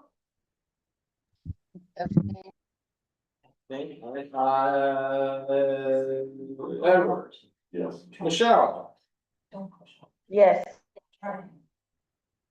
I'm a yes. Kareem? Yes. Michael? Yes. Chris? Yes. Siobhan? Sorry, Oh. yes. Motion passes.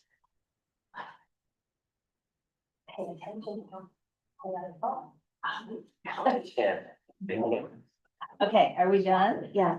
Okay. Teresa, did you want to walk us through number 7, proposed Yes, CIS? I will. Yes, thank you very much, Laura. First, I want to acknowledge Denise's comments that require board members attending via Zoom to be on camera. As one of the people who strongly advocated for neighborhood councils to be able to participate, including being able to vote on Zoom when the state was forcing neighborhood councils to meet only in person, I think it's important that we follow those regulations. This CIS is a motion for 250974. Is for the city council to formally authorize the city's participation in the Shade LA campaign as a city-supported and citywide initiative aligned with the goals of the draft urban forestry management plan, heat action and resilience plan, and the city's broader heat resilience and climate preparedness strategies, including revamping the permitting process to support getting more trees planted in the public right-of-way. The UNN and the CIS the recommendation that came out of the tree committee, UNNC supports this motion with the caveat that we want to focus more on trees and growing our shade canopy and perhaps less on new shade structures. So that is before you now. Okay, so I'm just scrolling through, I posted the motion. We don't have a written CIS, so the motion from UNNC tonight would be to approve the drafting of a community impact statement to be approved via email by the executive committee. To support Council File 250974 Shade LA. But with a caveat that we want to focus more on trees and growing a shade canopy and less on shade structures. And Mr. AI will capture that too. So that would be a motion that someone could say they made. Okay, I move that we do just that. Okay, Elizabeth moves. We support this motion with Right. the caveat. I think the motion came from the tree committee, actually, but. Yeah, but I don't think anyone on the tree committee is present here. Okay. Is there? No. Kareen participates. Oh, then. It doesn't make a difference. It doesn't make a difference. So that motion is made and the motion is made. I second. Oh, or you can, I'll second. Yeah, I'll second. Okay. But I'm Kareen on behalf of the tree committee makes the motion. I had comments. Okay, somebody needs to second it again. It's in second. Okay, and Elizabeth seconds. And your comment is? That A shade structure can be put up in little time. I don't know how long it takes, but this is what the and committee is recommending. I understand that. I just want to say that you gotta make people cool now.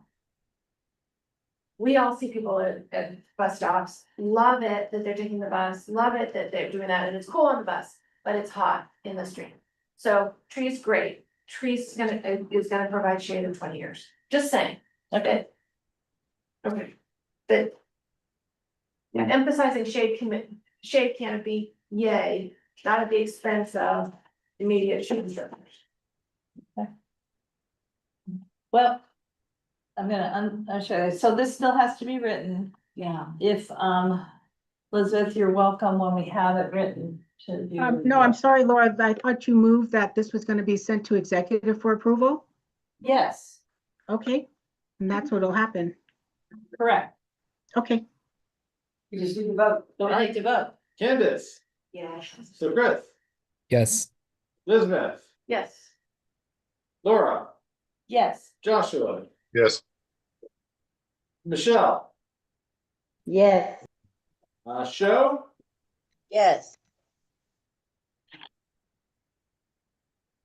I'm a yes. Kareem, Yes. Michael? Yes. Chris? Yes. Siobhan? Yes. Alright. Motion passes. Okay, Teresa, this number 8 is also you. Oh, is it? Well, I What- think so. Well, I'll read it out loud and then you tell me if it's also you. Proposed resolution or community impact statement regarding the Charter Reform Commission, various meetings and actions. The City of Los Angeles Charter Reform Commission is engaging in a series of public meetings to discuss potential changes to the city charter. Among the categories is city infrastructure, which includes trees. Yeah. I'm saying that loudly. However, the Urban Forestry Division is always a part of a larger bureau, which tends to give it less impact and budget. Request that the governing board authorize UNNC representatives, plural, to address this and other issues at the commission via a letter of resolution and or CIS as appropriate. Yes, Discussion. so I brought that to you, Laura. My thought was that the UNNC would be submitting or making a resolution on many different aspects of charter reform. And if so, then let's include an update on the urban forestry, street services, that whole organizational structure. If not, I can certainly do it. I know that other neighborhood councils have submitted CISs to the Charter Reform Commission. The council file number, I think it's listed there. So are there other things that the neighborhood council is interested in discussing or commenting on other reforms while this commission for the next, I guess, year or so are reviewing the entire LA charter? So if the planning commission, the planning committee, planning and zoning or public safety, if they're going to also be submitting or have ideas on how the city can be better, I would like to have a paragraph or so on urban forestry. Okay, so it sounds like what we really ought to be doing is seeing if we can create, and so it's not on tonight's agenda, create an ad hoc committee to take a look at what the Charter Commission is doing and come up with a multi-pronged letter of resolution, because that works just as well as the CIS to get time, to be able to speak at the commission. So And there's time to do that. There's time to do that, Laura. So maybe you can agendize that for next month because it's 2 minutes to 9. Yeah, so let's table this for now. Okay. And let's think about if you want to, let's do an ad hoc committee. Okay, next item, Caesar. It's getting late. Do you think we can do this in 30 seconds or even table since? Sure, I don't know. quickly, I've been thinking about how to make a master greening plan, like where we can create more parks in the neighborhood. Raising Communities has a program that I joined. It's called Land to Legacy, Community Training for Environmental Resilience. And I joined the program, see what I can learn, see what we can do to make a cohesive plan for our neighborhoods. Okay, and one of the letters that hasn't yet been written exactly by me, but also by you in this case. We were also going to urge Council District 10 to help us do a master plan. Oh, yes, Right. that would be helpful. And we haven't Because- done a meeting with Hakeem yet, to talk Right. about the first parcels, but that's gonna be on my back burner for now, because I know it's kind of hard to get all that done. Okay, Right, all thank you. right. Thank you. Executive Committee, President's Report. That's 10A. We need to designate an individual to receive the neighborhood council election records from the city clerk. We can table this till next month, but we will have to do it next month. Move to table. I think we just table. Okay. Then also appoint representatives to the neighborhood council alliances and appoint budget reps. We had this on the agenda last month and the month before. What we're missing is a representative to the South Los Angeles slang, South Los Angeles. Is this the South LA Neighborhood Councils, Alliance of Neighborhood Councils?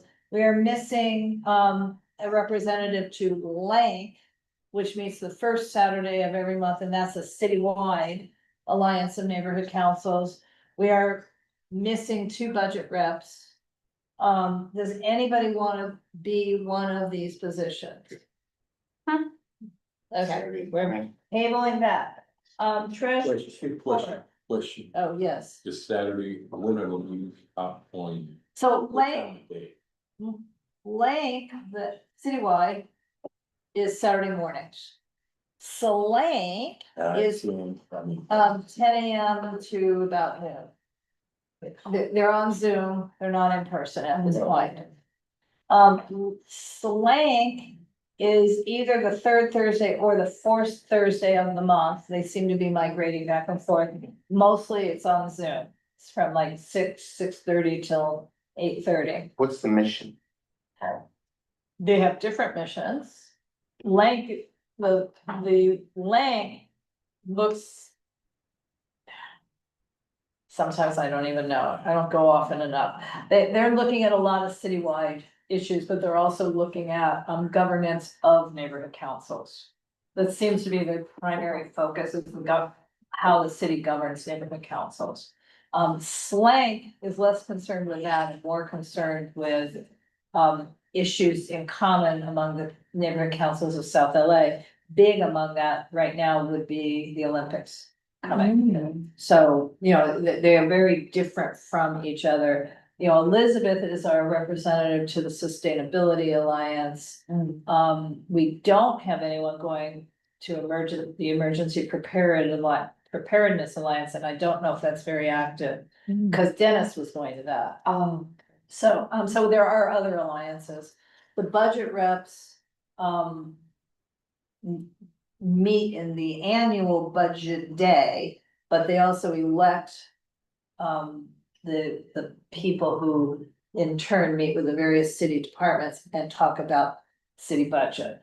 So it's a budget kind of thing. It's a money thing. Okay, let's do this next month, but let's seriously think about it this time. Okay. Treasurer's report, Canada, BI, there's no MER. Oh, is it? I mean, there's no, August NER because it's already out. The only other update I have, we did get a letter that said we got all of our funds from last year, but we will, talk about that in detail at executive and then come to the board in October with, suggested allocations. There's also a reimbursement. Yes, sir. We need to do 2 motions, I think, for the reimbursement. I think we need, this is Laura speaking. I think we just did a motion to approve $1,500 for outreach. We had to pre-spend, meaning I paid for it with my card, to buy the lights for the tent because the 3-day festival event was over Labor Day weekend. Our meeting is today. Okay. So we need to do. that we reimburse for $108.61 for a purchase of tent lights. That we will use, or Okay. continue to use for outreach in the. That's very nice. I'll say. Yes. Well, that's a BAC. Someone second? Yes, it's. 108.64 was the No. $108.61. 61. 103 cents. And I can email you the same receipt that you have now hard copy. Okay. So is the city still policing this thing? Yeah, so we need to do a BAC on this. Well, he's still typing. Alright, Candace, Yes. the Chris, Yes. Elizabeth, Yes. Laura, Abstain. Joshua, Yes. Cheryl, Yes. Edward. Yes. Michelle. Yes. I'm a yes, Corinne, Yes. Michael, Yes. Chris, Yes. Siobhan. Yes. Alright, motion passes. Okay. I said this is a vice president's report, but I'm guessing you don't have any information about it. I'm not prepared for this one. That's okay. But we've already sort of talked about where we are in training, so we can move on. And our new secretary is absent. So we have no action on 10D. Possible board retreat, 10E. We're not voting on this, but what we're wondering is how does Saturday, October 25 in the morning, not the afternoon, look on everyone's calendar for a board retreat? Define retreat. Well, we have some differing opinions as to what we would do at the retreat. So the bottom line is, what we want to do at minimum is team building. And the question is, what's the manner to get there? I always like somebody addressing a topic that's interesting, so we're all learning something. And then we probably have to talk about things like, what do our, some little bit of onboarding, look again at the bylaws and stuff like that. Big yawn, but we probably need to do that. But maybe having someone talk about the demographics of our community, and then we can talk about how do we reach our various different, because we don't do a good job. And it happens where? The easiest place to do it for us will be a publicly owned facility, so one of the two libraries or the South Seas House, because it'll be easier.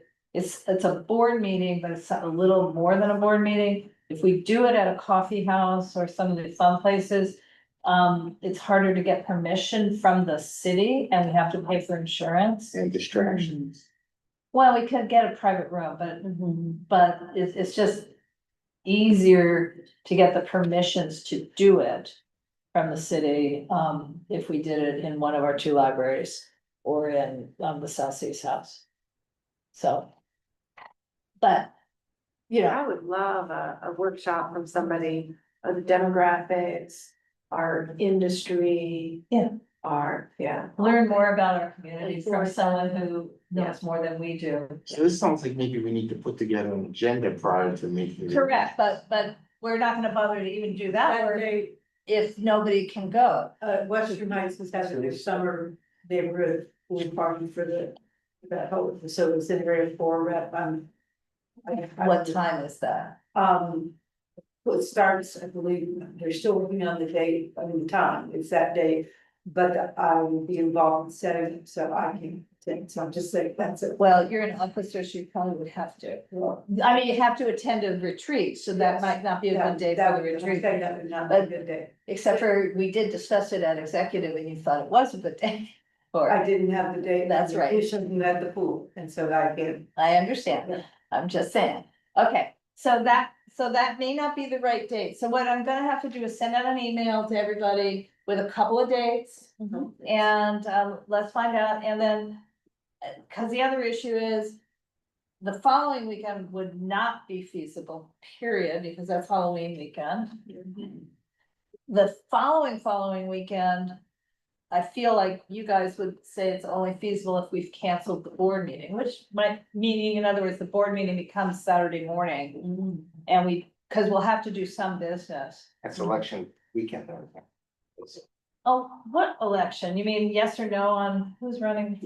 Well, I don't know, it's an election, I mean, it If involves, Uh-oh, we have. Saturday, November 1st.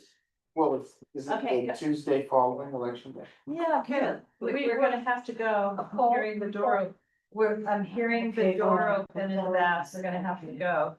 Oh, this is the room. So I am going to send out an email to everybody. Asking about dates, but indeed, if it was the first Saturday of November, I think we would consider that would be the joint board meeting. And retreat, so we wouldn't have a Thursday night meeting. Okay. So as an enticement, Yes. but it would also make it more mandatory to attend because it would be our board meeting. In person? In person, no Zoom, Yes, no Zoom, you can't do, no, the retreat's in person. Got it. Okay, got it. Yeah, Okay. it's in person. Now, other members of the public can attend, but it's in person. Okay. Are there any committee reports? None. So the only other thing, old business, the calendar of upcoming outreach. Yona, what is the day of neighborhood council day at the festival, Korea Fest? So, it's a 4-day event, so, I'm gonna have time slots of 4 hours. So I'll send it to you and then you can pick the best date. So it's not necessarily Saturday the 18th. Yeah, not. Okay, since we have 2 other events on Saturday the 18th. Okay, so for everybody's knowledge. Please mark on your calendar Saturday, October 18th.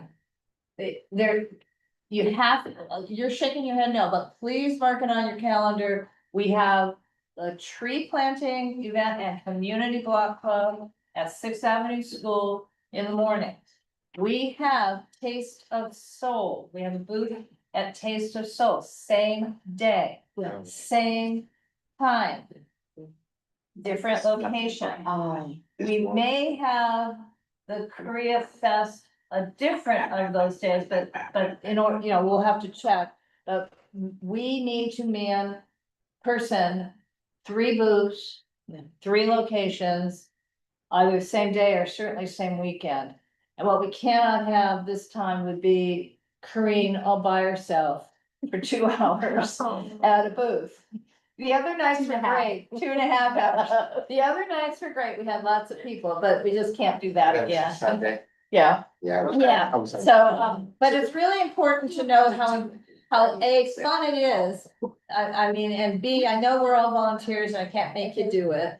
But C, we all knew that when we joined the neighborhood council that we would Let's do focus on that. some times. What time does the 6th Avenue? Is Teresa still here? Teresa? Okay, you're on the tree committee. What is it, like 10 to noon, 10 to 1? Yeah, it's gonna be in the morning. It's the morning time. Yeah. Taste of Soul is all day, It's the but morning, right? It's usually start at It's 9 or 10. it also starts at 9, it's overlapping and goes longer, but if we Got it. can't do 6 hours, we can't do 6 hours. Got it. I can do 10 to 12 at the tree I have to planting. do the tree That plant. was my daughter's K-pop. Yeah, we will go planning. Yeah, you can do Okay. 10 to 12. Right, and I know That first Elizabeth was planning to do the Korea Fest, but we don't have a I'm date gonna do yet. the Korean Fest too. Okay, and Hunter probably. Wait a second. Okay, guys, we'll have a 4-hour slot at the Korea Fest is a 4-hour slot, so we need 2-hour slots. Okay, we'll. Maybe a good thing to do would be put together a sign-up sheet. like Yes, we did. right, but I'm trying to make it clear for folks on Zoom that they too should be marking their calendars, because we're gonna need everybody's help at one or another of these days. Please, and I understand if you can't, Yeah, but please consider making it so you can. Okay, it's a shame. and anything else? Because otherwise we get to adjourn the meeting. Okay. We are adjourned. Thank you very much. Two signed up for the tree. And everyone who's here, Please be sure, I haven't done it yet myself,